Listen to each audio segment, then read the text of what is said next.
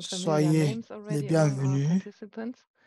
Merci de nous avoir Natalie rejoints. Axe. I work as project officer at UNESCO Aujourd'hui, Univoc. And ravi it's a de vous pleasure retrouver. Je having you m'appelle here. Nathalie Axe, So the title of responsable today's des learning projets lies chez on UNESCO 50 Shades of Univoque Greener, et exploring j'ai le entrepreneurial plaisir thinking on how to develop de sustainable lancer business. ce webinaire. Le titre Today's learning lessons de are notre événement, c'est Efficient to sur Build comment project. For évaluer those who are new to the les project, pratiques BUILD durables. stands for Ces Building laboratoires Innovation d'apprentissage Learning Institute. euh, And this project sont is dans le being cadre de implemented BUILT, donc by UNESCO Univoc combler l'apprentissage dans le cadre de Institute l'EFTP, for c'est organisé Vocational par Education and Training, euh, BIBB, and it is Univoc sponsored by the et Federal avec Ministry of BIBB, Education in Italy. sponsorisé par le ministère fédéral de The l'éducation et project de la started recherche in de l'Allemagne. Le 2019 projet and we are a commencé en confident to 2019 make a commitment et by nous the avons end un of engagement 2025. financier jusqu'à la fin So let me start with 2025. a few remarks Donc, on je vais commencer introduction. avec Next quelques slide. remarques et quelques We are informations d'ordre offering interpretation into logistique. French. Nous avons You are simply l'interprétation clicking on the vers globe le at the bottom of the français. Vous screen, pouvez y accéder en and you cliquant can sur la map also monde access en the bas de closed votre captioning écran. at the bottom Vous of the pouvez screen également if you prefer accéder to read it euh, in English. euh, Please aux note that this sous-titres si vous recording préférez session will lire be en this anglais. recording Nous in English allons and also aussi in French euh, available on the IFOC website. enregistrer cette séance en anglais. Please Et use the cet Q&A button enregistrement found sera at the également bottom of disponible en your français homepage and sur will come notre up during the page live Internet après le presentation webinaire. of S'il the vous plaît, session. At the veuillez end of the webinar, vous servir you de can la also use partie the chat for questions-réponses greetings and observations. pour poser vos questions aux intervenants et on pourra y Now let me répondre briefly euh, guide you through today's avant la fin du agenda. webinaire. Je vais donc vous Okay, présenter following the l'ordre opening, du let's jour. move on to key Suite à concepts. l'ouverture, To on provide aura some context des and to concepts highlight the clés relevance of pour greening indiquer in la projects. pertinence du We thème will then proceed with the de elevator pitch by the founder écologique of the et de project, Greener l'EFTP, Countries où Micro on aura Initiative. une intervention du Afterwards, we will fondateur de begin a 50 discussion Shades Greener, with the et participation puis of on five passera speakers à une discussion de during the partenaires où sessions. participera 5 The intervenants focus of the qu'on panel vous présentera on dans how quelques 50 instants. Shades Greener L'accent is changing the portera sur pedagogical comment 50 landscape Shades Greener and what change have proven to be euh, successful methods le on their journey in promoting l'univers ou les sustainable approches pédagogiques development pour promouvoir for the l'éducation pour environment and le society. développement durable en Irlande et ailleurs.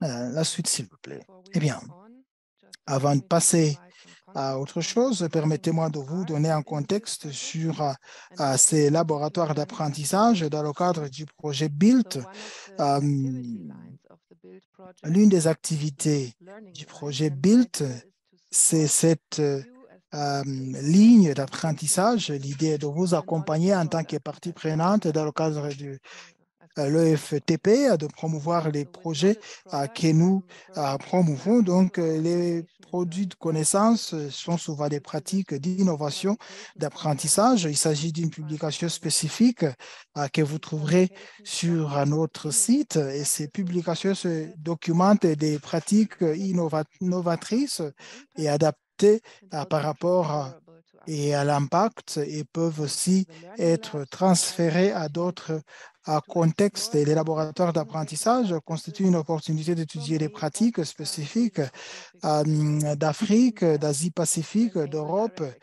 de les exchange of étudier knowledge and en practices. profondeur et permettre un échange So this avec time we have decided les to porteurs de ce invite 50 projet. Shades Cette Greener fois-ci, nous avons to décidé based d'inviter in Ireland 50 that Shades offers Greener, une certification training entreprise basée en programs with a Irlande qui focus on propose des programmes de sustainability formation and avec un also accent to sur la highlight durabilité. that this is an J'aimerais expert également group of souligner the le BUILD fait que project ce groupe d'experts du concentrating on projet the dual BUILT transition of porte cette greening année the sur business la operations in transition the hospitality and vers tourism sector. In l'éco-responsabilité, the 50 surtout dans Shades le Greener started in secteur de tourisme, depuis 2017 and que the 50 Learning Lab Shades Green a and all the lancé company son work hôtel. Nous to voulons create a more dédier la environmentally séance d'aujourd'hui sur le fonctionnement de economical cette and entreprise afin de sustainable promouvoir business.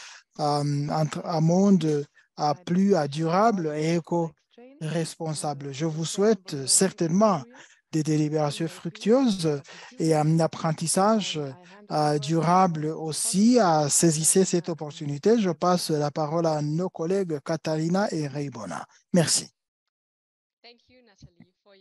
Eh bien, merci Nathalie pour cette introduction et également salutations et bienvenue de notre part. Avec ma collègue Vaibuna, nous sommes juste à quelques mètres de Catalina et nous faisons partie du projet BUILT et de l'Institut allemand pour l'enseignement et formation technique BIBB. Nathalie a précisé que cet laboratoire d'apprentissage s'insère dans notre objectif qui porte sur la transition verte et numérique. Et cette fois-ci, l'accent sera sur le secteur de l'hôtellerie et du tourisme. Je vais ici parler de l'éco-responsabilisation du secteur de l'EFTP. Comme nous allons ici nous intéresser de l'exemple européen, commençons en Europe. Le pacte vert en Europe vise à la neutralité carbone d'ici 2050 pour faire de l'Europe le continent le plus neutre en termes de carbone. Bien sûr, l'accent est sur le développement et enseignement, formation technique, CIDEFOP. Et d'ici 2030, ça créera 2,3 millions d'emplois supplémentaires.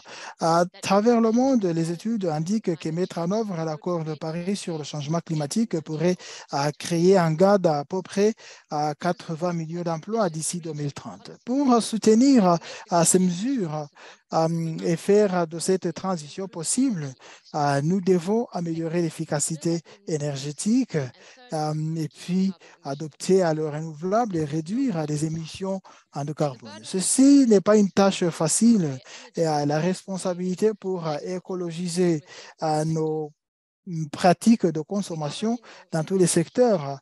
euh, et pour nous tous, donc, nous devons comprendre que les études récemment ont indiqué qu'il y ait un déséquilibre entre la demande et l'offre des options. Il y a eu une augmentation d'à peu près 8% sur l'emploi sur la plateforme LinkedIn où on cherchait des emplois ou éco-responsables par comparé et à l'offre de 6%. Donc, nous voulons bien sûr étudier les compétences actuelles et tout ce qu'il faut pour répondre à cette demande du marché de travail. Nous avons besoin de nouveaux emplois verts et il faut que ceci soit réalisé pour les emplois actuels dans tous les secteurs. Néanmoins, l'éco-responsabilisation comme réponse écologique demande une certaine durabilité. Quand on parle d'une société durable, nous devons aussi évoquer les aspects socio-économiques. L'objectif de l'éducation pour le développement durable, PSD, est de donner aux apprenants de tous âges les compétences, les valeurs, attitudes pour créer une société beaucoup plus équitable. À créer les agents de changement pourrait être un défi. Beaucoup d'organisations ont créé différents modèles EDD pour favoriser l'autonomisation. Il y a Green Camp, un cadre de durabilité a été mis en place pour cibler les apprenants et les éducateurs. L'objectif, c'est d'avoir une compréhension commune, promouvoir les compétences et les attitudes afin de vivre et d'agir de manière durable. L'UNESCO adopte une approche différente à travers le développement d'une boîte à outils ODD pour 2030. Cela, bien sûr, concerne différentes parties prenantes. En analysant le travail de nos organisations partenaires, 50 Shades of Green, je me demande comment on tire le meilleur de ces références pour développer nos propres modèles, pour enseigner et nous sommes tous prêts à apprendre beaucoup plus. Nous avons invité les experts en matière de durabilité qui attendent de partager ces expériences avec nous. Je passe la parole à Vaibona qui va animer les séances. Bien, vous présentez 50 Shades of Green aujourd'hui, c'est Loboa Rakano. Après plus de 20 ans dans le secteur de l'hôtellerie, il a lancé 50 Shades of Green en 2015. C'est son propre modèle d'éco-responsabilisation. Et la société a augmenté en taille et en groupe cible et aussi géographiquement. pour notre discussion de panel. Nous serons rejoints par Eileen Cullen, vice-responsable chargée des services de formation et d'innovation chez KillCare et Wicklow. Monsieur Simon Clever, directeur des partenariats pour la Confédération du tourisme et de l'hospitalité, et à Christina O'Sullivan, chargée de la durabilité pour le groupe Imperial Hotel Cork, et également M. Ish Anand, directeur fondateur du Fonds indien pour la durabilité. Bienvenue à tous nos intervenants et sur ce point-là, je passe la parole à Raquel pour nous présenter en détail son initiative et son entreprise. Merci beaucoup. Je vais partager mon écran.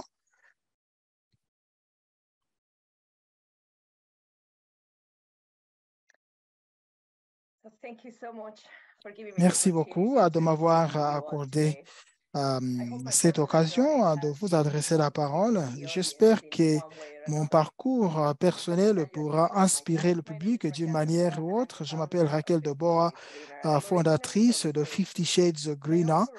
Je suis espagnole d'origine. Jusqu'en 2017, nous étions dans le domaine de l'hôtellerie. Mais je me suis trouvé dans ce secteur par chance. À 17 ans, mon père m'a donné un billet d'aller où je voulais. Donc, je me suis retrouvé à Shannon, à l'ouest de l'Irlande. Je ne connaissais pas l'anglais à l'époque. Mon option était de nettoyer les toilettes pour continuer à apprendre. Donc, je n'ai jamais été quelqu'un qui a appris à travers les livres. Donc, j'ai intégré cette industrie parce que j'ai trouvé un monde où je pouvais apprendre en faisant. C'est ce qui m'a permis de mener à une carrière importante avec beaucoup de postes occupés. C'est en 2012 que j'ai commencé à apprendre sur la durabilité. Le changement climatique, à l'époque, n'était pas évoqué autant qu'aujourd'hui. Et à l'époque, les émissions carbone, les gaz à effet de serre étaient certainement la réserve des scientifiques. Je n'avais pas encore découvert aussi le pouvoir de la nature, mais je travaillais aux Maldives quand le tsunami a atteint cette région, a détruit des vies en très peu de minutes. Donc, de ce jour-là, j'ai commencé à souffrir de l'anxiété écologique. Donc, je travaillais à l'époque à l'hôtel Dulan, à l'ouest de l'Irlande. J'ai commencé à apprendre comment évaluer les émissions carbone d'une entreprise. Donc, j'ai compris que si je pouvais évaluer ces émissions, je pouvais aussi les gérer et même les réduire de manière éco-responsable. C'est ce qui m'a amené à l'apprentissage sur la durabilité. Euh, la connaissance, c'est le pouvoir. Donc, j'ai appris à ce que je faisais et puis je faisais de mon mieux en tout cas pour la planète. Et en 2015, j'ai lancé 50 Shades Greener comme une société pour le secteur de l'hôtellerie. Personnellement, j'ai commencé ce parcours en réduisant les ressources que j'utilisais. Euh, il y a surtout ces trois ressources, l'énergie et l'eau et les déchets que nous produisons dans nos activités. Avant, je ne m'inquiétais pas de l'électricité que j'utilisais. Je ne faisais qu'allumer et éteindre. Mais j'ai vu que pour produire l'électricité, nous utilisions des hydrocarbures et qui 1,7 million aussi souffraient d'une rareté d'eau. Je ne comprenais pas quand on prenait mes déchets ou on les jetait et je ne savais pas qu'on générait autant de quantité de déchets. Dans des pays comme l'Espagne et l'Irlande, nous sommes devenus des pays de surexploitation des ressources, de surexploitation des ressources naturelles et cela a un effet sur l'environnement. Je vais vous donner donc une idée pratique sur ce que j'ai appris. Je travaillé en tant que gérant en hôtel. J'ai appris qu'un chef qui vient travailler à 6 heures du mat et allumer toutes ces machines, même les machines qu'il n'allait pas utiliser. Mais je lui ai posé une question un jour, il m'a dit, mais c'était sa routine, c'est ce qu'il connaissait.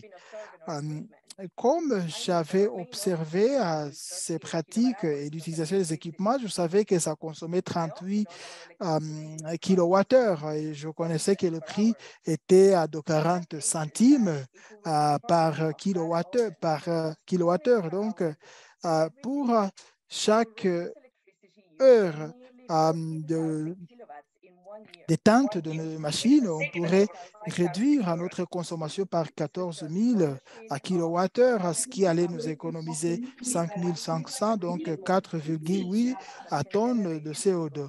Ça pourrait être un geste infime, mais ça pourrait certainement avoir un effet important sur le monde. Donc, j'ai compris que c'est notre comportement qui nous pousse à utiliser beaucoup d'énergie, ce qui pousse à l'augmentation des émissions de carbone nous coûte beaucoup plus cher. J'ai constaté également que le changement en termes de comportement est un processus compliqué et certainement pour réussir, il fallait euh, convaincre les membres de mon équipe. Donc, j'ai euh, convoqué mes collègues pour expliquer notre impact sur l'environnement, comment économiser. J'ai expliqué euh, d'autres utilisations des fours et d'autres machines. Nous avons eu des réunions régulières pour comprendre certaines idées.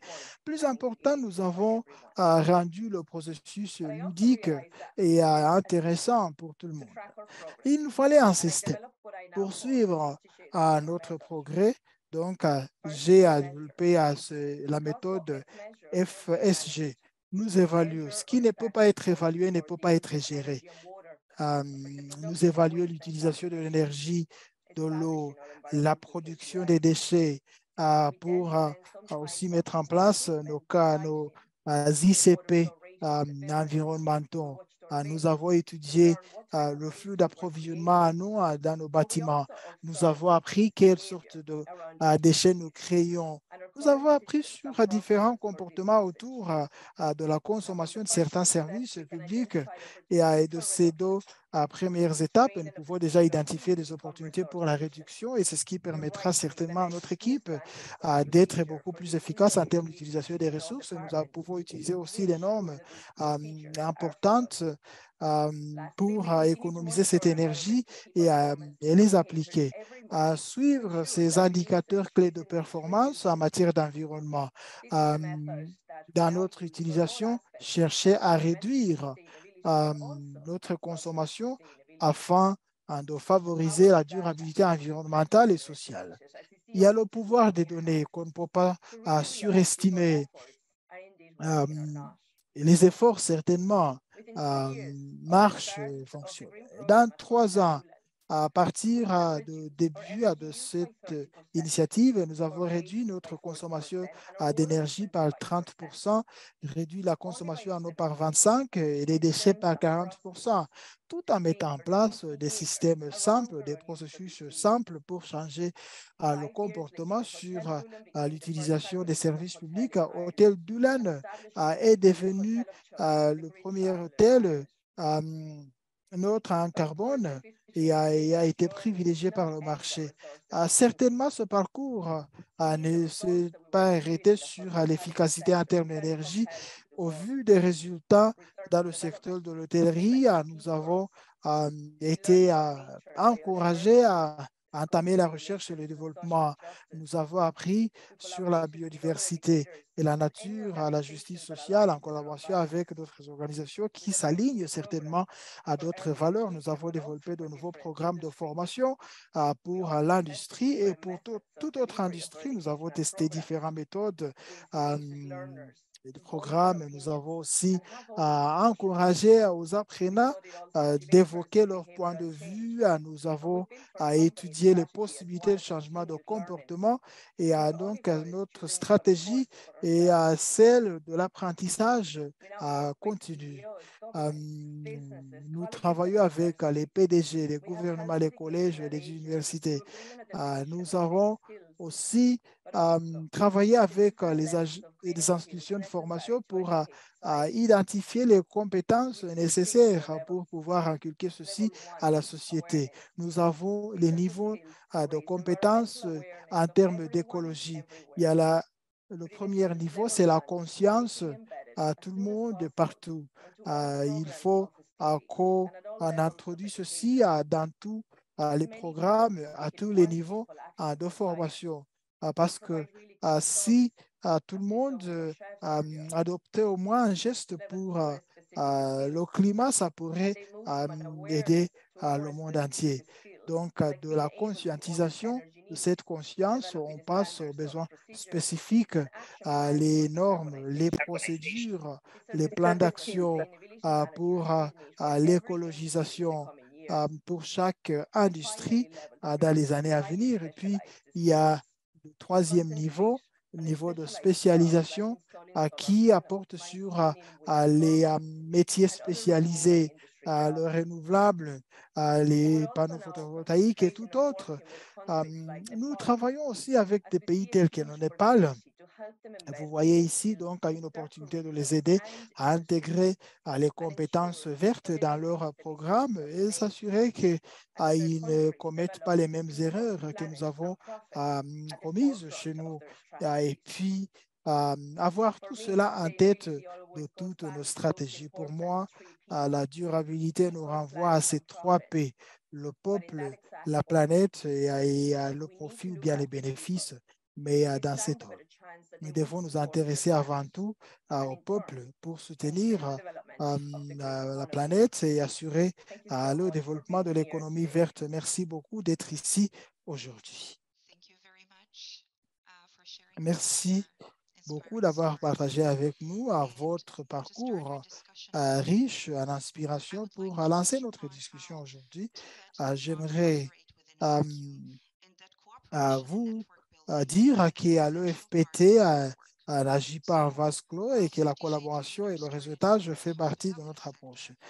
Quand 50 Shades Green a commencé ses activités dans l'hôtellerie, certainement a pu se déployer au-delà de ce secteur pour atteindre l'éducation. Comment est-ce que vous avez redirigé votre raison pour permettre cet élargissement? Quel est le secret pour permettre une collaboration à long terme, y compris le financement? Pour répondre à cette question, j'aimerais inviter Raquel, Aline et Ish pour partager encore leur point de vue. Merci. Je vais rapidement commencer à dire que tout a commencé par notre propre développement et interne. Et, il fallait un changement de mentalité. Il fallait trouver comment utiliser les connaissances dont nous disposions sur l'hôtellerie pour l'appliquer à d'autres secteurs et même l'adapter pour le milieu scolaire. La collaboration est le mot-clé. Il n'y a pas lieu de concurrence. Nous devons trouver les parties prenantes adaptées. Il y a les membres du panel qui sont ici. Qui ont certainement une ambition pour le développement durable. Nous avons créé les partenariats stratégiques avec les institutions comme KWTV qui disposent des connaissances en matière de développement durable. Nous privilégions aussi la diversification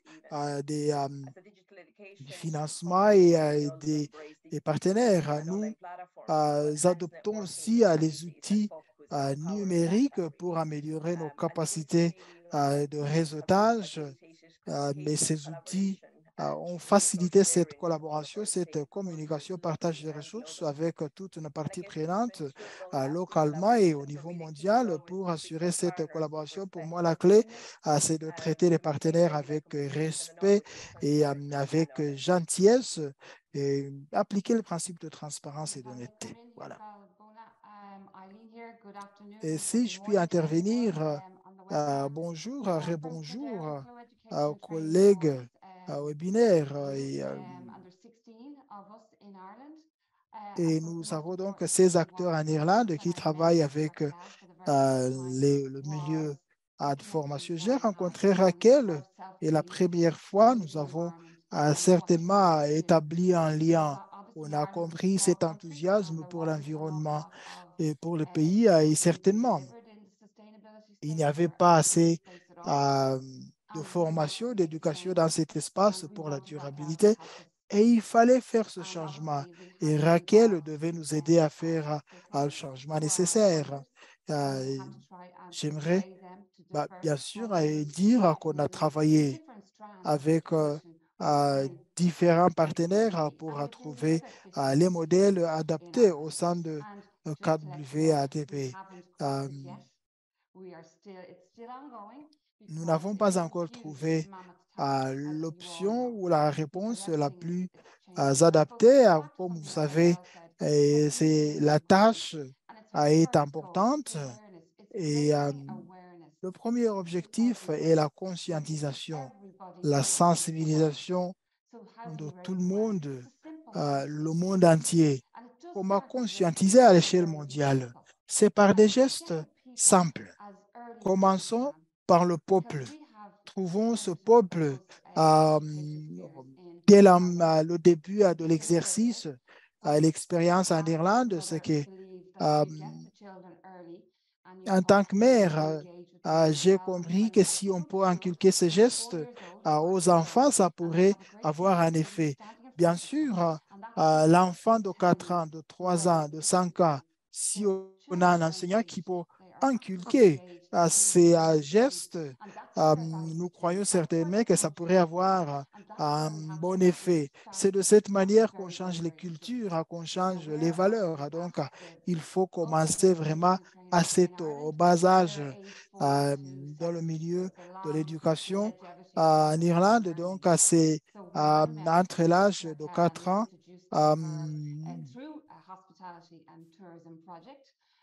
à 70 ans peut-être. Donc, quand Carla a introduit ceci dans ce milieu, j'ai vu qu'il y avait beaucoup de potentiel de proposer ceci dans le milieu euh, éducatif. Donc, je me suis intéressé euh, à cela. On n'a pas encore trouvé l'approche la plus adaptée, mais au moins on a pu contacter les partenaires qu'il faut. On a envoyé l'approche au gouvernement. On continue à- à faire ce changement dans le milieu éducatif. Et on pourra changer à la mentalité. Nous avons aussi travaillé avec différentes parties prenantes. Cela a été important et certainement, nous pouvons faire beaucoup mieux avec Fifty Shades of Green qui nous aide certainement à opérer ce changement tant souhaité. Je crois qu'en tant qu'éducateur, pour changer l'économie, pour changer toute une industrie, vous devez euh, vous axer sur l'éducation. Voilà ce que je voulais dire. all the participants. Good Merci morning and good beaucoup afternoon. aux Thank participants you, panélistes. Raquel. Thank you, Euh, for the invite to speak to all of you. I'm going to look at it from a Merci de slightly nous avoir different invités. perspective. Uh, Je vais in donc India, évoquer we're a large ceci economy. We're 1.4 billion dans people. différents We've points got de to vue. do something L'Inde, very, c'est very une grande quickly for économie, our children.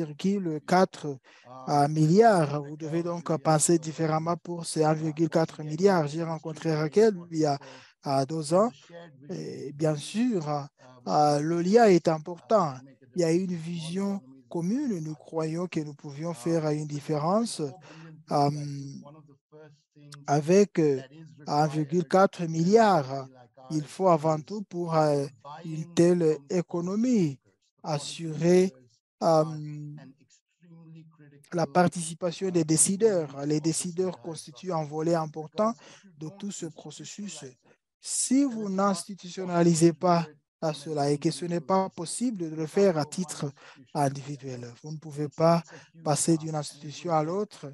C'est God une only knows tâche how many hundred importante et years il to faudra get there. certainement But euh, all the same, it des is milliers important. d'années pour So y arriver. the good part De is toute our façon, policymakers cela est come from important. our C'est que Ce qui nos est vraiment important, décideurs, c'est que nos certainement, politiciens, à partir du l'honorable Premier ministre ministre, sont et vraiment très autres, sont engagés engagés autour de pour la la question de la durabilité itself durabilité et has du euh, message.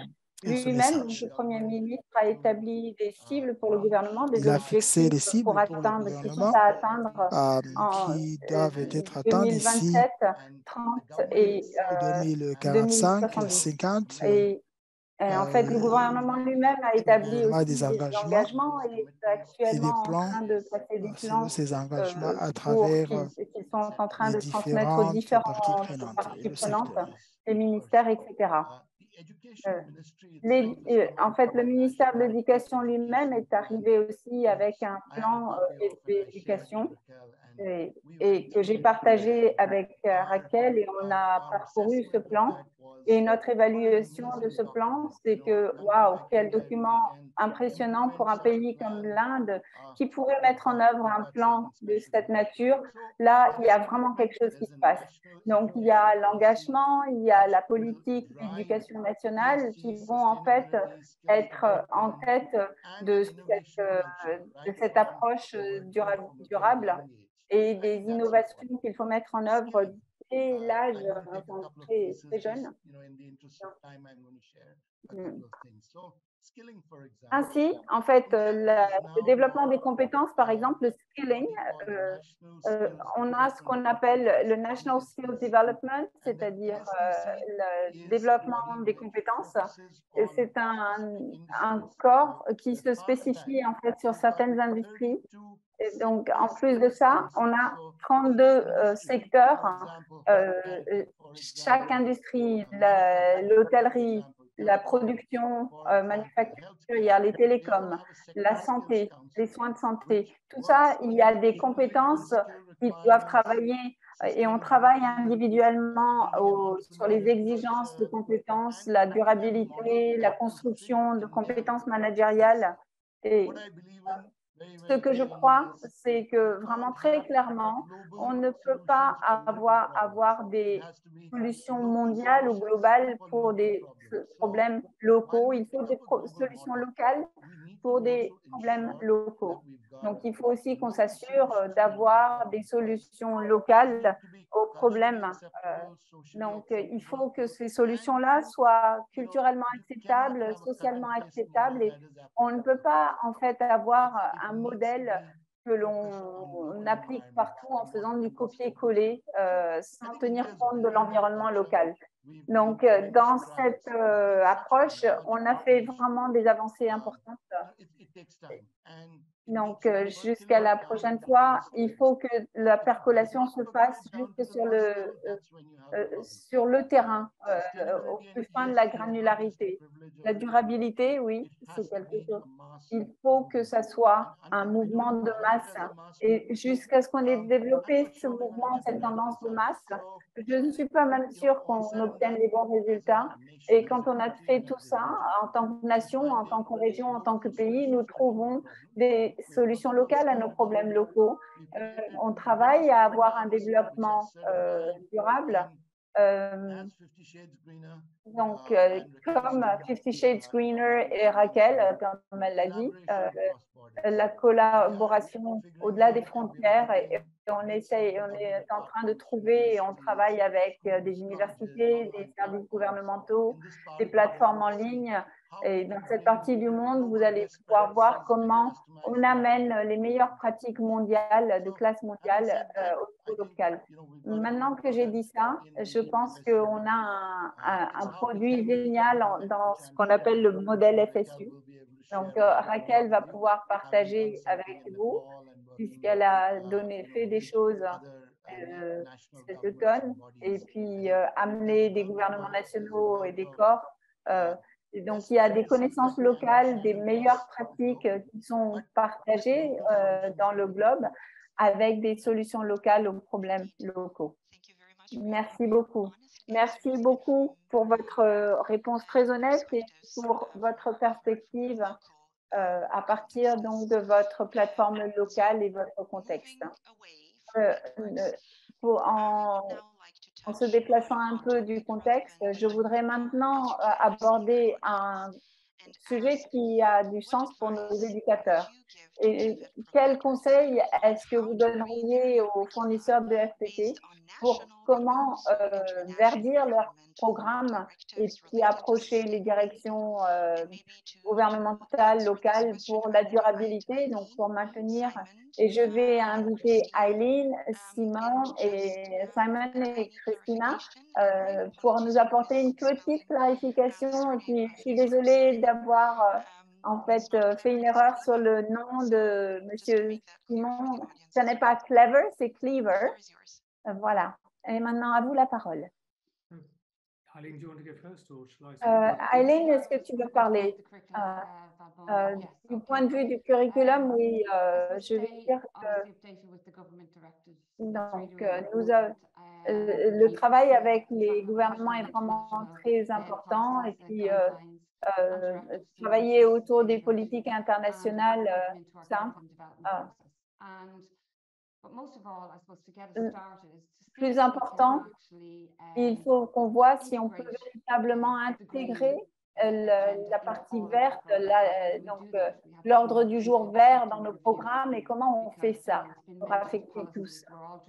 Vous avez mentionné les politiques, en fait c'est ça qui drive tout, que ce soit les gouvernements, donc ça doit être intégré dans notre programme. Et ce qu'on a dit à Kildare et Wicklow, c'est qu'on a fait ça.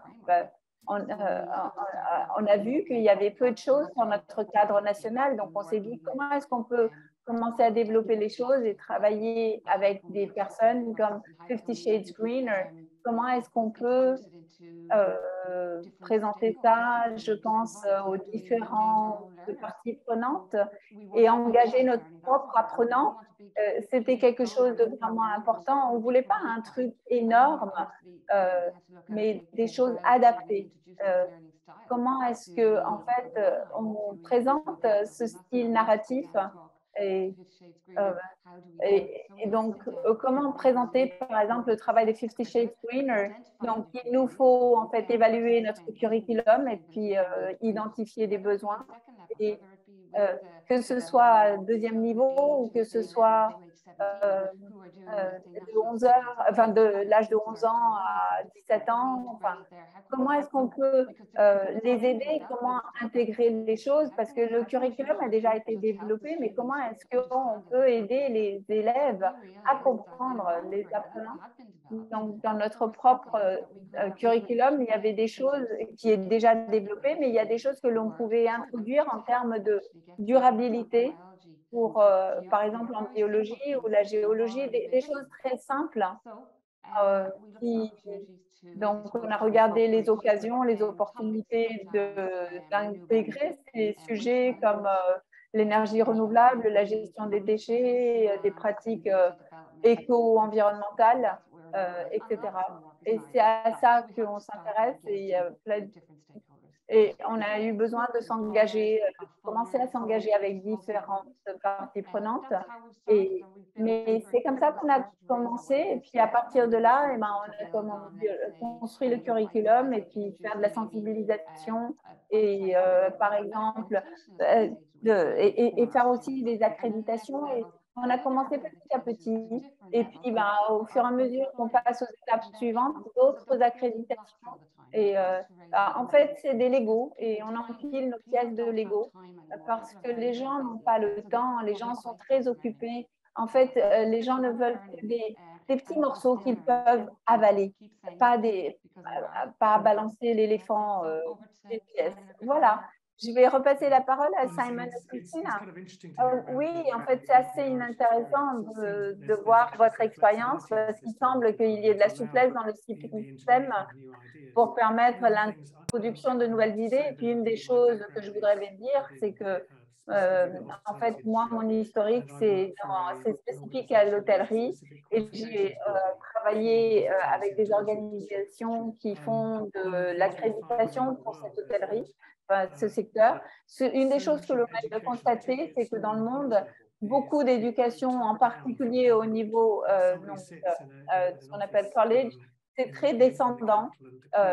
Donc, quelqu'un assis dans un bureau ministériel dans la capitale va décider quelque chose qui va descendre redescendre. Et donc, c'est difficile d'intégrer des choses qui remontent dans l'infrastructure de l'éducation. Je crois que le Royaume-Uni a de la chance parce qu'en fait, les choses sont organisées d'une manière permettant de faire ces remontées du terrain et que ça soit intégré dans les programmes et qu'on puisse travailler avec les industries et qu'on puisse être assez réactif par rapport à ce qu'il faut développer, par rapport aux besoins des personnes qui travaillent à l'avenir. Et de notre point de vue, l'approche de Raquel, c'est-à-dire créer des qualifications professionnelles pour la sphère environnementale, on pense que c'est vraiment quelque chose d'important parce qu'on a évalué ça avec l'hôtellerie et on voit qu'il y a un énorme besoin de certaines compétences et c'est tellement important de voir comment ça se développe parce que c'est plus drivé par les besoins de l'industrie plutôt que par les besoins de l'académia. Et c'est ça qui est très beau dans ce qu'a fait 50 Shades, c'est que ça vient de leur propre expérience, de sa propre expérience, d'avoir travaillé dans le secteur et de voir à quel point les choses peuvent être efficaces en termes d'économie faite ici et là. Donc vraiment, c'est très bien travaillé avec Raquel parce que c'est très focalisé sur le point de vue pratique, ce dont les élèves ont besoin, les projets qui en fait se traduisent par des économies. Et donc, on voit à quel point en fait ce qui est fait sur le terrain a du sens plutôt que de juste être assis dans une salle de classe et puis d'apprendre des choses qui ne sont liées à rien. Donc, c'est pour ça que on souhaite continuer à s'engager avec les secteurs industriels pour s'assurer que ce qu'on livre, en fait, c'est aussi proche que possible de ce dont on a besoin sur le terrain comme qualification qui ont du sens. Voilà, peut-être que je parle beaucoup, mais c'est pour parler de l'importance des qualifications plutôt que juste d'avoir des compétences. Parce que c'est bien que les gens, quand ils atteignent des qualifications, puissent enfin les appliquer, montrer ce qu'ils ont acquis et puis montrer qu'ils ont compris et que tout ça, ça peut être benchmarké en termes des compétences qu'ils ont acquis et des qualifications. C'est quelque chose de pas facile parce que, comme je l'ai dit, il y a tellement de normes nationales par rapport aux qualifications d'éducation et c'est très rare que, en fait, les choses soient plutôt, comment dire, drivées par les secteurs industriels et le marché. Donc, il faut que ça redescende, enfin, ça remonte du terrain plutôt que ça redescende des ministères. Donc, je vais intervenir maintenant. Ouais. Donc, je vais répéter ce que vous avez dit parce que moi, je suis dans une industrie où, en fait, c'est vraiment très important que notre engagement sur ce qui marche le mieux, c'est très important pour développer des programmes. Donc, ça va parler à tout le monde. La notion de flexibilité, de souplesse, comme on a parlé à Raquel. Donc, mon conseil par rapport à ce qui peut le mieux marcher au mieux, c'est depuis 2019, en termes de réponses internes et externes, et intégrer tout ça dans les plannings. Et donc, pour pouvoir monitorer tout ça, il nous faut des méthodes de reporting et intégrer comment dire, des objectifs environnementaux, financiers. Tout ça, c'était nouveau pour nous au départ. Et en fait, voilà, le travail d'incorporer tout ça dans nos activités, lorsque l'on nous a présenté à Raquel et 50 Shades Greener, ça a été quelque chose, un cheminement vraiment très important. Et avec Raquel, c'est on continue le voyage. Les problèmes ont commencé avec ce qu'on appelle le green management, la gestion verte, parce que je pense qu'en tant que collectivité, c'est très important d'avoir confiance en notre vision et que l'éducation que Raquel a recommandée sont importantes, fournir des vidéos, avoir de la souplesse, avoir accès à des cours en ligne, tout ça était vraiment très important. Et ça a vraiment marché, bien marché. Et ça nous a mis dans une position de pouvoir mesurer en fait notre impact environnemental et d'être en mesure de mesurer cet impact environnemental au niveau de chacun de nos employés au cours de ce parcours, s'assurer que les économies que l'on puisse obtenir à partir des actions soient en fait visibles et qu'on puisse benchmarker tous les ans notre réduction d'émissions de carbone, etc.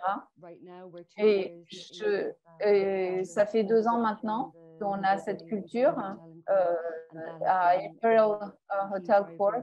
Et en fait, le défi là-dessus, c'est quelque chose qui a été très, très important pour les gens, d'être impliqués dans ce cheminement.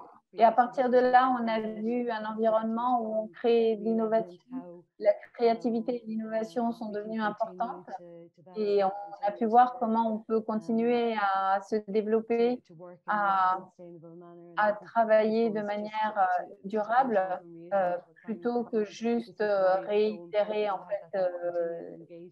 Il faut qu'on ait cet engagement continu au niveau du secteur industriel par rapport à des choses qui avancent et avoir cette disponibilité, cette souplesse au niveau du programme.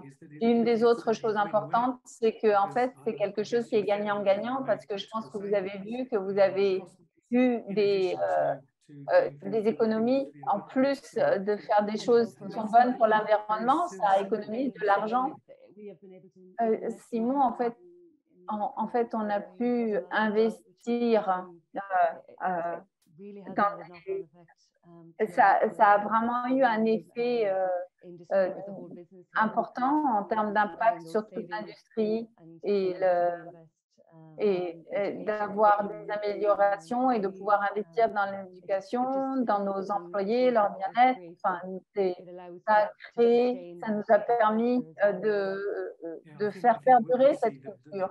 Je crois qu'en fait, on voit que le plus gros potentiel par rapport aux qualifications que l'on a créées avec 50 Shades, c'est en fait en termes d'acceptance, parce que les groupes hôteliers qui commencent à investir et de voir que en fait, voilà, c'est un secteur très régulé et vraiment c'est très intéressant de voir qu'ils investissent dans leur personnel. Donc, juste pour revenir à quelque chose, Valbona, excuse-moi d'y revenir, mais en fait, je pense que la raison pour laquelle nous, en fait, pourquoi on essaye de changer le système éducatif, c'est en fait, on ne va jamais revenir à comment c'était avant. Il faut en fait, il faut suivre, il faut se tenir à la page par rapport au changement que le monde est en train de subir. Donc, ce qu'on essaie de faire, c'est, OK, au lieu de dire on veut avoir les bons programmes pour l'industrie, pour les employeurs, pour la génération qui va venir. C'est pour ça que je suis en fait dans ce secteur de l'innovation parce que je veux du changement. Et en Angleterre, on a de la chance parce que je pense que c'est peut-être plus facile d'envoyer en fait des articles à nos gouvernants. Et en fait, ça peut faire bouger les choses en allant frapper à des portes et puis à demander à des financeurs et de montrer en fait notre influence et puis apporter des témoignages de comment en fait les choses ont pu changer l'industrie et c'est une question en fait d'apporter le récit, c'est du storytelling. Et en fait, les jeunes ont des valeurs. Je voudrais dire que les jeunes ont des valeurs, de plus en plus de valeurs que l'on n'a jamais constaté auprès des jeunes. Et ils veulent faire des choses. Et ils veulent que le monde devienne plus vert. En fait, ils veulent vivre dans un monde durable et dans lequel ils peuvent avoir un avenir, où ils peuvent avoir des boulots créatifs, en fait, en 2 mots, c'est ça. Je ne veux pas donner l'impression qu'on est en train de tout changer en Irlande. Hein. On essaye, mais ça va prendre du temps, mais on le fait tous ensemble parce que les politiques sont importantes, mais si tous les gouvernements se rejoignent pour faire ça, pour dire, ben, vous voyez, en fait, le G7, etc. Ben, pourquoi est-ce qu'on ne s'associe pas tous pour avoir une politique unifiée pour que le monde bouge comme un seul homme dans la bonne direction, dans une direction? Ouais, ben, c'est très beau comme message, Simon. C'est un rêve. Voilà, c'est un rêve, effectivement, c'est un rêve. Mais il faut commencer quelque part. Ouais. Et puis, eh ben, on fait un petit pas à la fois, effectivement. Donc, vous avez déjà abordé tant de questions importantes et il est déjà, on sait déjà que avancer, ça peut être un défi important pour beaucoup d'entre nous.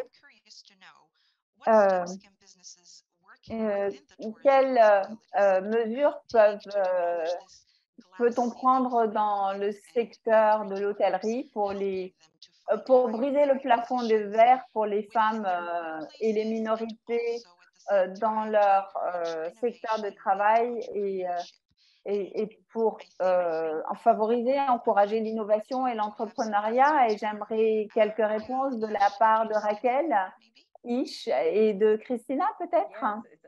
Oui, c'est une question très très belle et je pense que l'une des choses, les premières mesures, c'est d'aligner les stratégies d'activité et puis en fait les objectifs de développement, comme Christina nous en a parlé par rapport à l'Imperial Hotel.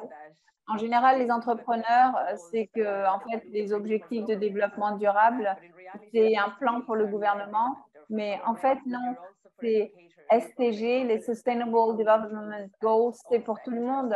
Il faut que dans tous les secteurs de la société, on fasse des pas, on prenne des mesures. En fait, ces objectifs, c'est de favoriser une culture, de mettre en œuvre des politiques. Et en fait, ce n'est pas juste des politiques, c'est des réalisations opérationnelles. Donc, des choses telles que l'égalité salariale, par exemple, dans le monde de la durabilité, on trouve qu'il y a beaucoup d'hommes par exemple, chez moi, ben, on est beaucoup de femmes et il n'y a qu'un seul homme. Voilà. Mais en fait, il s'agit de recruter des gens sur la base de leur attitude. Mais à chaque fois qu'on annonce une position, la majorité des publications, des candidatures sont des femmes. Donc, 70% des green managers sont en fait des femmes. Et puis, une autre manière de soutenir les femmes, c'est de permettre de la souplesse au travail pour que les horaires soient flexibles, pour que les femmes puissent trouver que l'équilibre vie professionnelle, vie privée soit possible.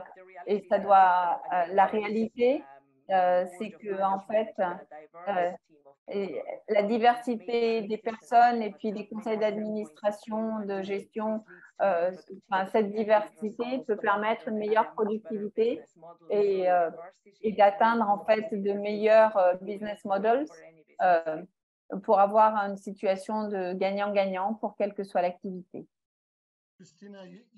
Christina, tu veux parler? Juste pour poursuivre sur ce qu'a dit Raquel, chez nous, à l'Imperial Hotel Cork, comme je l'ai dit tout à l'heure, on est engagé à créer une culture autour du développement et de favoriser en fait ces causes environnementales et puis aussi atteindre une égalité salariale et réduire en fait l'écart, embaucher des femmes à des positions managériales. Donc, actuellement, on a 52 à 48% de proportion hommes-femmes. Donc, c'est presque équilibré et ça marche très, très bien. Et c'est aussi quelque chose sur lequel on fait beaucoup de choses. On a 28 nationalités différentes.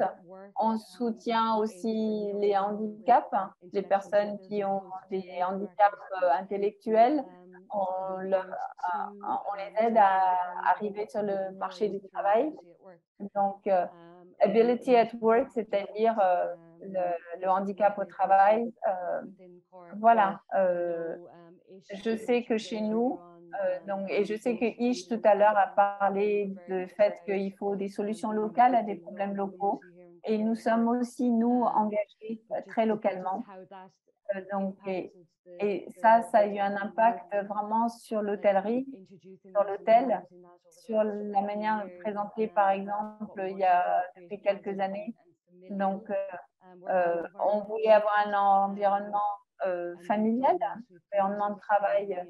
Et donc, on a créé ce qu'on appelle l'Imperial Family et pour le bien-être. Et même, on a vu que sur la question de la rétention des équipes,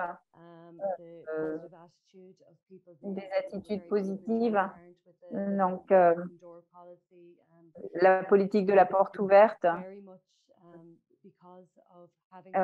Et vraiment, c'est donc l'égalité salariale ou l'égalité des genres, se sentir à l'aise en face des interlocuteurs, tout ça, c'est des choses importantes. Donc, on a été très, très transparent dans notre communication et le feedback que l'on a reçu de nos parties prenantes. Et ça, c'est quelque chose qui est vraiment très important. Et la manière dont les gens nous voient dans notre mode d'exploitation. Nous avons reçu une récompense de hôtel de l'année pour toute l'Irlande. C'est quand même important de voir qu'un petit hôtel à Cork City, parce qu'il y a beaucoup d'hôtels, y compris les 5 étoiles et puis des domaines vraiment importants, et que nous, on a reçu cette reconnaissance. Ça a été reconnu au niveau national, donc c'est quelque chose qui est très important. Merci, merci Christina. Et je vais juste, je vais dire à tout le monde, je vais donner une autre perspective. La recherche en Inde a montré en fait que les femmes entrepreneurs, bien, n'ont que 10% de notre annuel. La recherche montre aussi ce que fait le gouvernement, pas simplement le gouvernement, mais les secteurs privés, l'industrie, les fondateurs et d'autres. Si on peut réaliser cela, l'Inde a en fait eu en fait augmenté son PIB et ces chiffres sont absolument impressionnants. Mais je suis sûre que beaucoup d'entre vous vont suivre les données économiques. Nous sommes la 4e économie du monde et on avance très vite pour prendre la 3e et peut-être la 2e place dans un avenir pas si lointain. On a un très grand rôle à jouer dans cette avancée, nos gouvernements, nos politiciens et notre industrie en soi ont commencé à travailler à un niveau massif, trouver des opportunités pour favoriser en fait des politiques et des environnements favorables, le développement, enfin des programmes de développement de compétences qui se focalisent sur les femmes, des programmes qui vont pouvoir améliorer nos compétences globalement sont mises en œuvre par nos gouvernements et par les différents secteurs. Et je pense que c'est très, très important et c'est un développement très important pour une industrie comme la nôtre. Les femmes, je pense, ont beaucoup plus envie de pouvoir réaliser un succès et en fait, c'est quelque chose qu'il faut permettre dans une économie comme la nôtre. Et en fait, on est encore à la traîne du monde et on essaye et on est en train de rattraper notre retard. Mais de plus en plus de femmes dans des pays comme le nôtre sont en train de toucher ce plafond de verre et de le briser. Et je suis vraiment très heureuse de partager sur le fait que près de 30% de nos exécutives, nos dirigeants sont des femmes dirigeantes de grandes entreprises. Donc, si vous voulez chercher des données, donc certaines des plus grandes entreprises dans le monde, et je sais que vous connaissez des marques comme Pepsi, comme Chanel, par exemple, qui sont des grandes marques de la mode, emploient des femmes à des niveaux. On est en train de voir vraiment des changements structurels. Il y a beaucoup de choses qui ont à voir avec l'éducation, l'opportunité, mais ce n'est pas tout. Mais en fait, il s'agit là en fait du désir très très fort, la faim et les aspirations des femmes et la capacité ou l'ouverture qui s'infiltre dans les pays développés, en développement, qui permettent en fait ce développement. Donc, je crois que tout ça, c'est très, très important qu'il s'agit de ça. Je travaille beaucoup dans le Moyen-Orient et si vous voyez le nombre de femmes dirigeantes, c'est impressionnant. En fait, c'est en train de monter et c'est une question de recevoir l'opportunité. Donc, est-ce qu'il y a un manque de talent? Non, il n'y a pas de manque de talent. Est-ce qu'il y a un manque de désir? Non, je crois que les femmes dirigeantes ont plus faim, FAIM. Mais vraiment, je suis très heureuse de dire que de voir autant de femmes dans des positions de dirigeantes.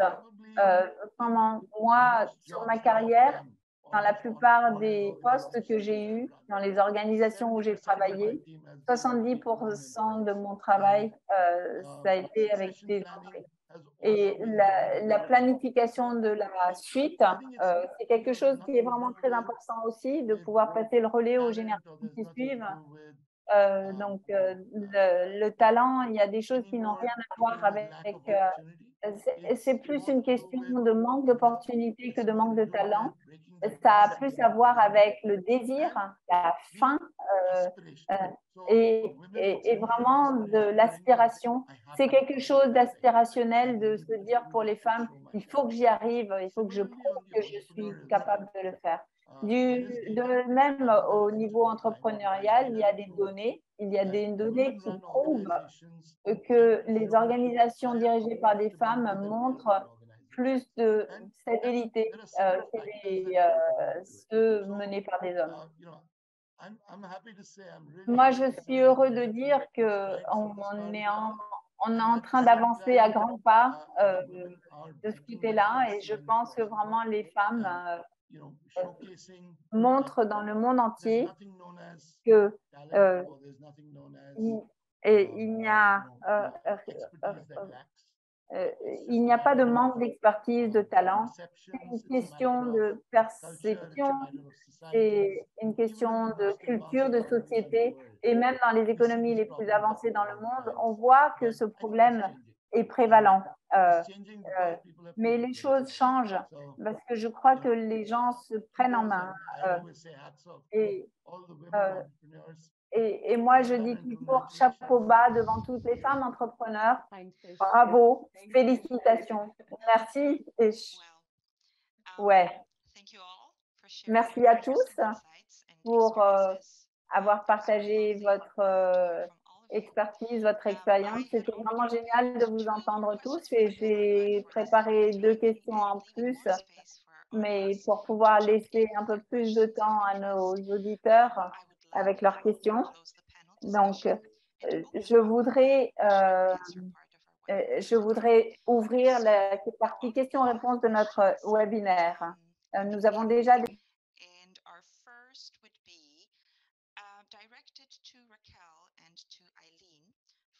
Je vais envoyer la question à Raquel et à Eileen de Monsieur Patrick Flanagan. À quel point est-ce que c'est un challenge de trouver des financements jusqu'ici et que suggérez-vous? Donc, à l'avenir, comment on devrait faire? Super question. Je suppose que du point de vue de l'Irlande, en fait, les financements dans l'éducation, ça marche.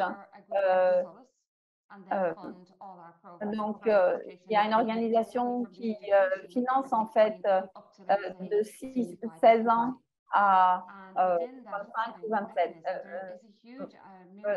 Dans ce mécanisme, il y a vraiment beaucoup de programmes qui sont financés. Il y a du financement pour l'innovation, il y a du financement pour le recyclage des connaissances et des compétences et tout ça. Et en fait, ça correspond à ce que l'on cherche en matière où on veut financer. Donc, on a mis beaucoup de choses vers l'économie verte, donc on canalise vers ce qui est vert. Donc, on essaye à chaque fois d'apporter beaucoup de ces financements dans ce qui va verdir pour que chacun puisse recevoir sa part. Et une autre réponse, c'est qu'on regarde ça. Il y a énormément de financement parce que les gouvernements en Irlande et je pense dans le monde entier, les gouvernements souhaitent que ça marche parce qu'on cherche tous à diminuer notre empreinte carbone. Et avec ça, eh ben, il faut de l'argent dans le projet et je pense qu'il y a beaucoup d'argent. Et en Irlande, les employeurs payent une taxe qui est ensuite canalisée vers un fonds de financement gouvernemental. Donc, ça va vers un financement pour des formations nationaux, formations nationales. Il y a beaucoup d'argent.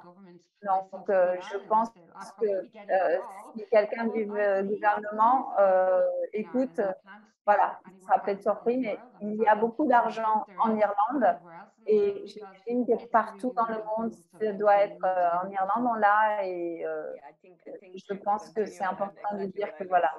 Donc, c'est question de diversifier en fait ses sources et de trouver différents endroits, enfin différentes sources, pas simplement du gouvernement, mais rechercher aussi en fait les financements privés et il faut développer des stratégies dans les organisations et ça c'est une musique douce pour nos oreilles parce que maintenant en fait on voit que l'agenda vert commence à prendre du vent dans ses voiles et que tout ce qui concerne la durabilité environnementale et il s'agit également de changer en fait le récit auprès des entrepreneurs quand on travaille avec les entreprises. On leur dit une fois que vous avez généré en fait ces économies initiales, qu'est-ce que vous allez faire avec cet argent?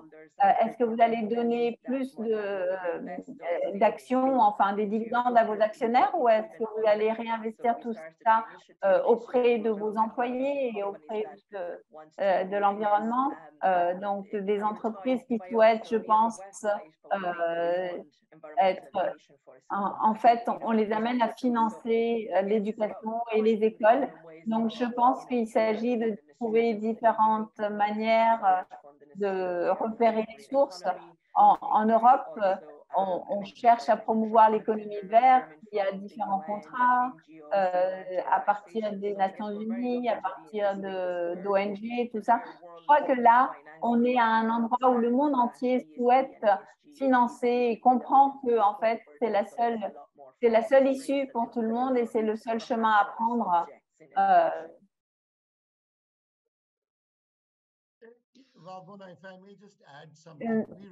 Si je peux juste ajouter un truc, en fait, on avait commencé avec un fonds qui était focalisé uniquement sur la durabilité, la sustainability. Et maintenant, on regarde, enfin, l'horizon s'est élargi. Dans notre économie, en fait, la durabilité est de façon transverse et pour bénéficier aux gens qui sont au plus bas de l'échelle. Et ce qu'on fait au bas de l'échelle pourra bénéficier à ceux qui sont tout en haut de l'échelle.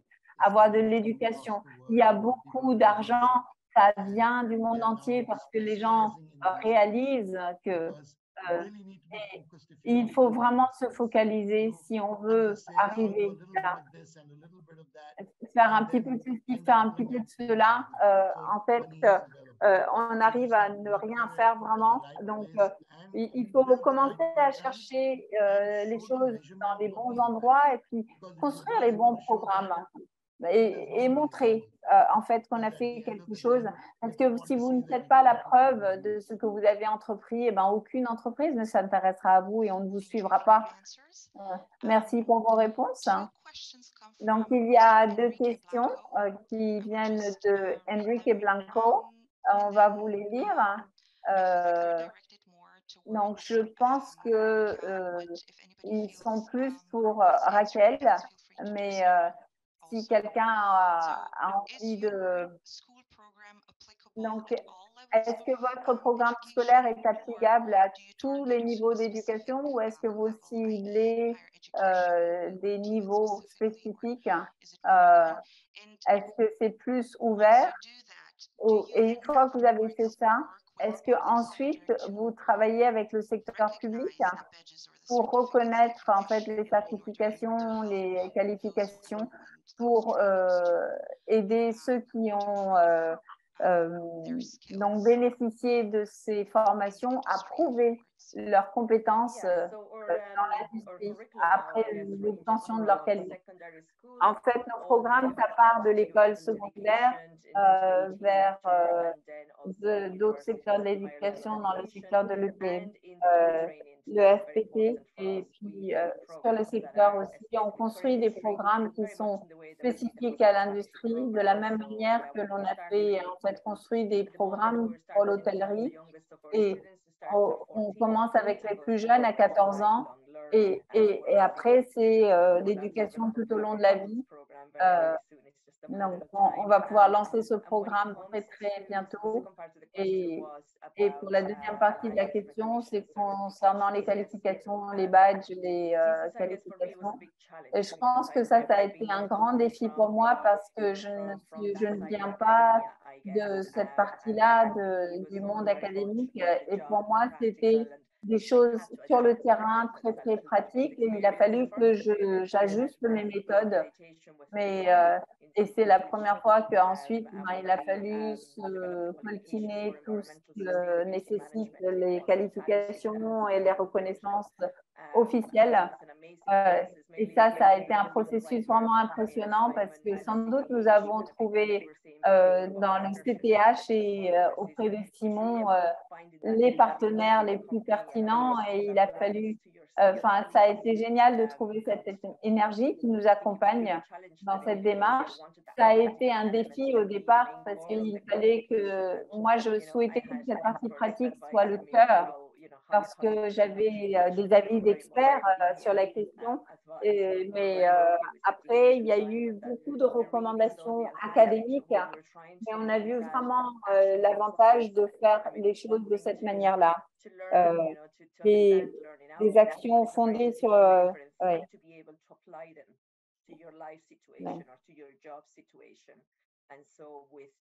Et que les choses soient adaptées et que en fait on puisse faire des démonstrations. Je pense que c'était une des premières fois où les qualifications a atteint ce type d'évaluation pour des compétences plus vertes. Pour répondre à la question de façon plus brève, oui, on cherche des reconnaissances, des certifications dans nos programmes autant que possible. Je vois certaines barrières parfois parce qu'on essaie de travailler Il existe des systèmes qui prennent beaucoup de temps. Quand j'ai entamé à l'évaluation de cadres de qualification, il fallait 18 mois, par exemple, pour accréditer notre programme. Nous actualisons le contenu chaque année. Si l'accréditation prend 18 mois, au moment de reconnaître le programme, j'aurais déjà changé le contenu. Donc, en ce qui concerne la certification, il nous faut un système beaucoup plus agile, beaucoup plus réactif, parce que vous savez, la durabilité change chaque jour, le monde change et nous devons aussi être aussi souples et adaptables. Si je puis, les 18 mois de l'Irlande, c'est assez souple de par le monde.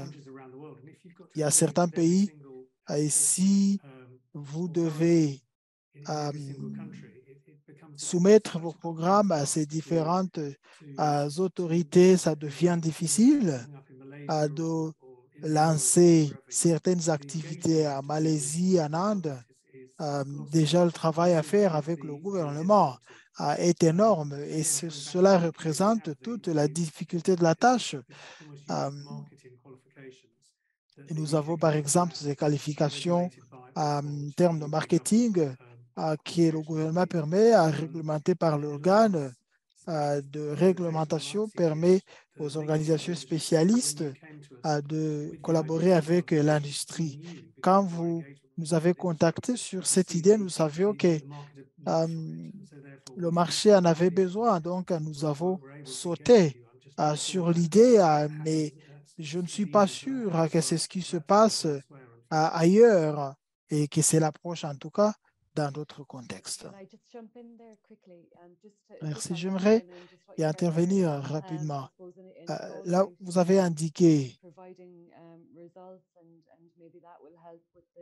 la question des résultats et que cela pourrait changer les choses. Vous savez ce que ça signifie par rapport à la flexibilité à des programmes et l'importance de cette idée, de ce travail, de ce parcours vers.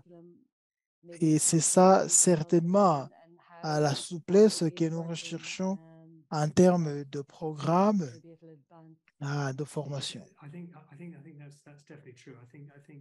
Et cela est vrai.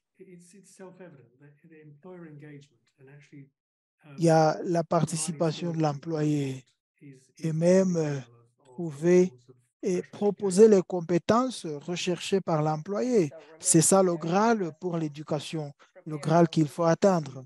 Vous devez préparer certainement vos étudiants, vos stagiaires pour l'avenir, pour l'industrie. S'il n'y a pas de collaboration avec l'industrie, on ne saura pas à quels métiers sont recherchés. Et les organisations de ce genre, certainement, ont un lien avec l'industrie et c'est pour cela qu'elles réussissent. Vous avez évoqué aussi un autre concept qui est lié à l'autre question que je voulais poser. Quelles sont les 3 compétences les plus recherchées pour pouvoir transiter vers une économie verte? Et comment est-ce que ces compétences pourraient être intégrées comme compétences transversales dans la plupart des formations, des programmes? Est-ce que je puis entamer la question? En premier, je pense qu'il faudra une approche multidimensionnelle. Je pense déjà de mon propre point de vue et de différentes compétences que nous avons identifiées. il faudra peut-être commencer par la conscientisation sur l'environnement. Et cela est crucial pour la littératie en matière d'environnement. Et ce sont là des éléments importants pour tout programme parce que vous savez, ça a marché dans d'autres industries. Euh, pour le numérique, par exemple, c'est ce qui a marché, cette alphabétisation, exposition à la connaissance. Et puis, il y a la question technologique, une question importante, surtout sur les technologies émergentes liées à l'énergie propre. Et c'est cela des éléments importants, plus importants même aujourd'hui dans cet environnement. Il y a aussi la question de l'innovation et résolution des problèmes. Ça nous renvoie certainement aux compétences qu'on peut facilement transférer pour résoudre les problèmes liés à l'environnement.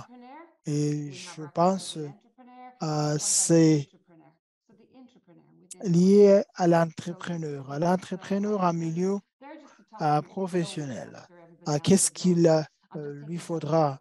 Donc, je pense déjà à comment opérer ce changement euh, et pour que ça soit adapté à tous les secteurs. Si je puis compléter ce que je viens de dire à, à Hélène, ce que vous évoquez certainement est vrai. Ce qui manque peut-être dans la plupart des systèmes de formation, systèmes éducatifs, c'est ce manque d'opportunités en termes de mise en œuvre de ces compétences sur le terrain. À apprendre sur ceci dans les salles de classe, oui, c'est bon et c'est important, mais votre employé aimerait voir si vous avez une licence, un diplôme avancé ou certificat. Tout ça est adapté. Mais de plus en plus, dans ce monde, on constate que disposer d'une licence, d'un diplôme supérieur, cela ne suffit pas. Est-ce que vous connaissez le concept pratique? Est-ce que vous savez comment mettre cela en œuvre pratiquement? Donc, notre mission au pays, c'est cela. Avoir un système adapté des centres de développement des compétences à gérer conjointement par le gouvernement, l'industrie, avec lesquels nous avons un conglomérat en Inde, dans l'hôtellerie, les automobiles, et nous sommes en train de développer ensemble une université pour concentrer sur les compétences pratiques, la théorie d'un côté et la mise en œuvre pratique de l'autre. Donc, avec votre diplôme, avec votre licence, vous devez disposer de ces compétences pratiques. À les mettre en œuvre sur le terrain, cela est important. Théoriquement, c'est facile à mémoriser et à adapter les choses, mais la mise en œuvre pratique, bien, c'est là où le bas blesse. Le travail de l'avenir, si vous demandez, cette main-d'œuvre de l'avenir, euh, sera constituée par ceux-là qui pourront transférer les connaissances théoriques à la pratique et trouver des solutions aux problèmes. Si vous ne proposez pas de solution au problème, l'éducation et le développement des compétences ne seraient pas utiles. J'aimerais marquer mon accord avec ce que vous venez de dire, l'action, la pratique et le résultat concret, c'est ce que nous recherchons tous.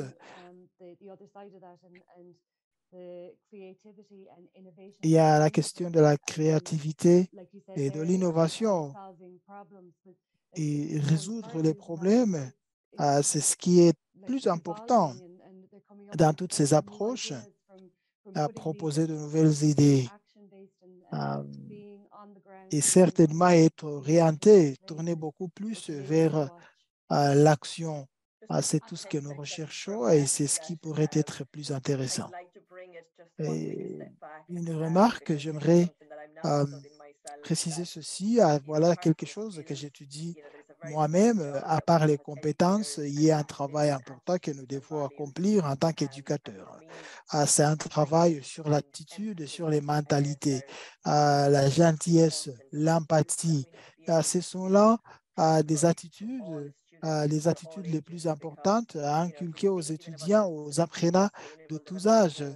On parle des 17 objectifs du développement durable. Il y a l'empathie, par exemple, en ce qui concerne la justice sociale, la justice environnementale.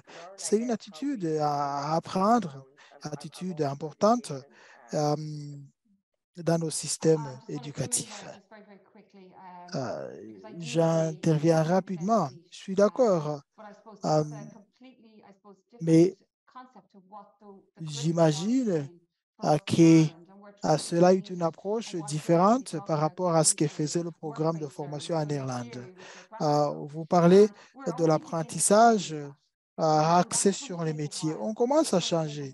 Cela pourrait prendre beaucoup plus de temps. Il faudra peut-être les infrastructures nécessaires. Il faudra peut-être commencer à doter les institutions des serres et autres. Donc, c'est de continuer à apprendre de ces lieux de travail. Il ne serait pas utile d'avoir les théories sans la pratique nécessaire qui va avec. Il faut donc un changement rapide. Quand j'interviewe les gens, même dans la rue, on comprend que c'est ce qui est plus important. Je n'aime pas l'idée d'aller à l'université, étudier la théorie et sortir sans compétences pratiques. Nous devons changer la situation. Ça prendra beaucoup plus de temps parce que la politique nationale, bien sûr, privilégie la théorie, les connaissances universitaires, ainsi de suite. Ça a changé. Merci beaucoup pour les réponses. Nous avons certainement plusieurs autres questions. Le temps passe vite. Je vous remercie pour la discussion intéressante aujourd'hui, à les panélistes et notre public. Et à ce stade, j'aimerais passer la parole à ma collègue Katerina. Merci beaucoup, Ibuna. Et merci de ma part aux panélistes. Cela a été un enthousiasme. Nous voulons, sur cette diapositive, vous indiquer les occasions de poursuivre encore cette écologisation de l'EFTP et de l'action de mettre en œuvre les compétences pratiques. Si vous voulez vous inspirer, donc, veuillez visiter le site Built sur l'EFTP. Nous avons ici donc les informations du centre Univoc, un module de formation sur l'écologisation pour l'environnement durable. Cela pourrait être intégré dans différents programmes. Ceci également répond à l'une des questions que j'ai vues dans la messagerie. Ce module de formation est associé à un module de formation pour les enseignants et d'autres intervenants dans cet univers. Nous avons aussi le défi écologique pour trouver les innovations liées à l'économie circulaire. Il y a également les lieux d'apprentissage mis en place par BIBB. Nous pouvons aussi proposer un environnement durable d'apprentissage pour développer les compétences en matière de durabilité et on saura comment convertir une société d'apprentissage en un endroit d'apprentissage durable. Il y a aussi le groupe d'experts. Je crois certains membres font partie du public aujourd'hui. Comme vous l'avez indiqué, ils travaillent sur l'impact de l'écologisation pour l'hôtellerie et le tourisme. Vous pouvez donc avoir des informations sur leur travail. Et voilà ce qui nous amène à la prochaine diapositive. les événements à venir. Donc, nous aurons une conférence hybride les 26, 28 juin. Nous nous retrouverons à Singapour et en ligne. Veuillez donc à vous rendre sur le site et vous inscrire pour la participation à travers le lien que vous trouverez en bas sur cette diapositive. Autre date annoncée, c'est le prochain forum d'apprentissage, ça sera fin octobre. Conférence hybride aussi, nous inviterons les partenaires Built à Bonn et à Fontaine pour aussi, ils pourraient aussi participer virtuellement.